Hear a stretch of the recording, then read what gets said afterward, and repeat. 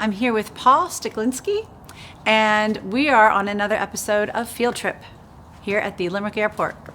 And we're going to talk about Flying Fur. Now, Paul, could you tell us exactly what Flying Fur is? I know it's a nonprofit, and how did it come about? Sure. So Flying Fur Animal Rescue is a nonprofit that I started in the spring of 2015, dedicated to animal rescue. And it started after adopting a dog in the summer of 2013 when I was learning how to fly. So when I look back, everything that has happened from the time of Tessa's adoption, she's really the founder of the organization, has led me down this path. I did not consciously choose this path. I was simply led down it and needed to keep doing what the universe was telling me to do. So it's very fascinating to look back and be like, wow, I'm just where I'm supposed to be doing what I'm supposed to do. So it just felt right starting this organization. So I happened to be working for a company at the time. It was a startup and it was very stressful. And I had kind of, had my fill of things and I had left for 6 months. And during that 6 months, I would pass this airport every day on my way into my new office, and I finally decided to stop and take a lesson. So it was that being triggered to finally take a lesson to my mother giving me my uncle's logbooks from when he was a pilot back in the 30s and 40s, years ago, to then going back to the company I left sort of on my terms at the time and having, sort of the remote work freedom and some of the benefits that come with that. And just going from there. So all of these the chain of events had to occur in order for this to happen. And it wasn't until I could look back years later and be like, wow, I just am doing, what I'm supposed to be doing. It's just fascinating to look back now and realize that unconsciously all of this was occurring and you're just a part of it. So it all started with the dog. It all started with Tessa. Okay. So you get Tessa and you take the lessons and you get your pilot's license. And then what made you say, I could use this to save more dogs like Tessa? So learning about Tessa, when you're new to adoption, as someone going around, you don't know the difference between a rescue or a commercial, retail pet store. And a lot of pet stores felt really creepy because you're in there and you see these animals behind glass and you're like, this just doesn't feel right. Then you learn about rescues and, found out that she had come up from Tennessee in the back of a van with her mother and the entire litter. And you're like, why is this dog coming up here from Tennessee? Like, what's going on? So the further you peel back the layers, the more you realize this entire underground network of animal rescue exists. And until you realize that, you just don't know. You don't know what you don't know.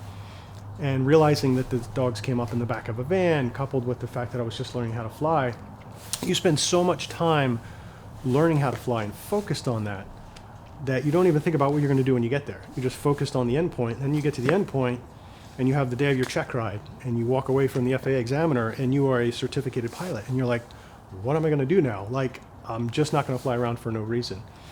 So finding the animal rescue and the realization that for the price of a pair of shoes or a really nice dinner, I could fly an airplane like this for an hour in the air, and knowing you can literally be the difference between life or death for that animal to get out of a shelter to rescue. That's all I ever needed to know, and I never looked back. So how did you get hooked up with all these rescues, or what started? So I started on a website, an organization called Pilots and Paws, where a lot of volunteer pilots will volunteer their time in aircraft to connect. But what I found is, at least for me, animal rescue wasn't incidental flying. Flying was incidental animal rescue. So it's the only reason I fly. It's the only flying I do. So you would link up 3, 4, 5 pilots to move one dog X amount of distance, and it just didn't seem efficient.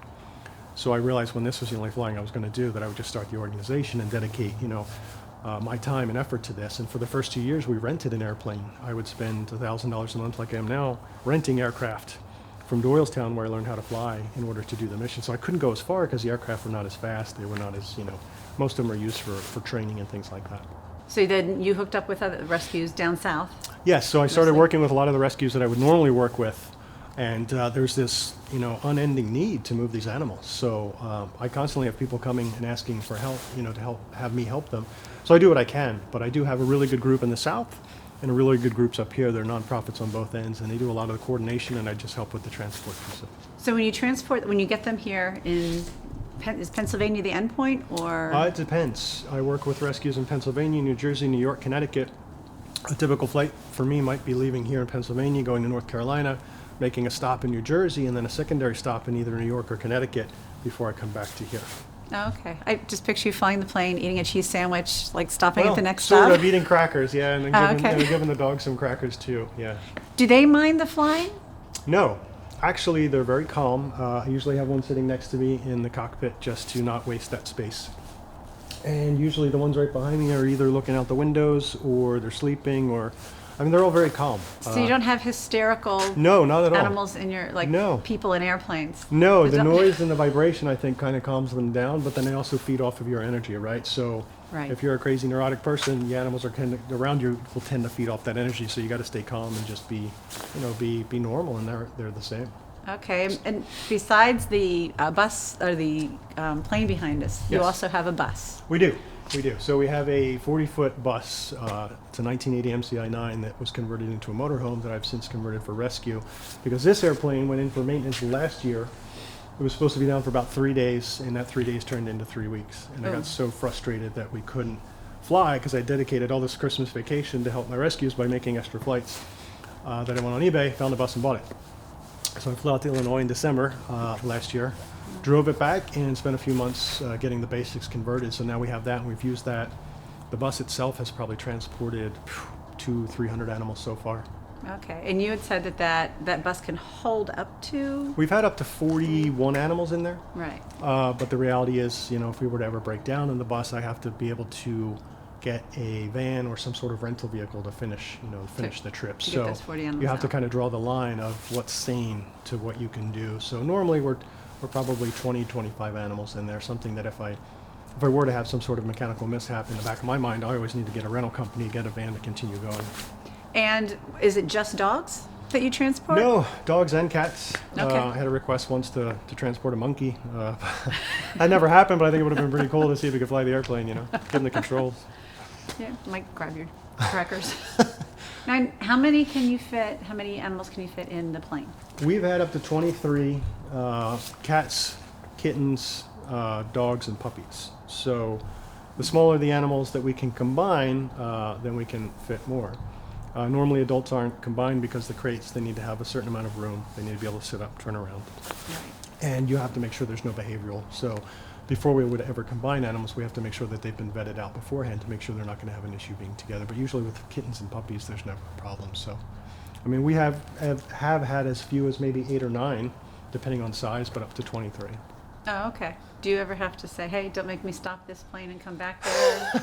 That moment, No, or- I've never really had any trouble. I mean, a lot of what we do is based around safety. So it's really critical in this particular airplane. As it burns fuel, the center of gravity starts to shift rearward. So I have to plan from the time that we depart to the time that we land where the weight is going to be in the airplane and that we're not going to get out of the envelope of center of gravity for the aircraft. So safety is a huge part. The main reason we crate is to get the most amount of animals that we can into the airplane. But I also, if I had 10 dogs in there just kind of roaming around, it can present safety challenges too. So Absolutely. yeah, Even just roaming around. yeah, outside. you gotta have some control. So, and if we want to get a close-up of the paw prints on the side of the plane, could you tell us what those paw prints mean? Sure. So I modeled this from the old days of World War I, World War II, but in the opposite. So back then, fighter pilots would use it to mark the amount of enemies they've taken down.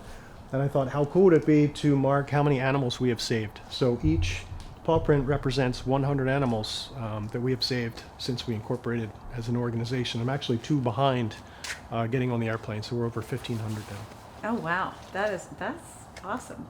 Now I know a lot of money comes out of your pocket. Yes, And you do get $1,000 a month. yeah, that's I've a spent lot. over $50,000 to this point since I started doing this. And I've seen you at events Yes. selling T-shirts. That's how we met. Are there any other events or things that you do to try and? I'm good at running the nonprofit. I'm good at the bus. I'm good at the airplane. I'm terrible at asking people for money. It's okay.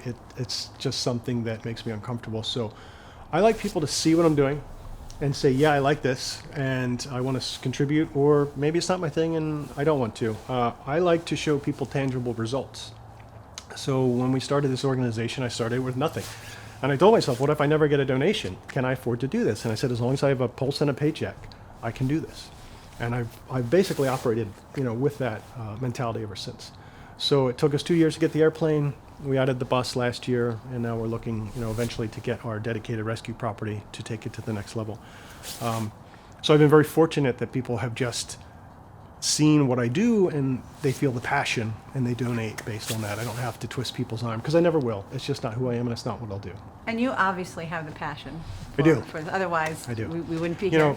Nobody gets out of here alive, and you can't take it with you. So you hit a certain age where you realize what's really important.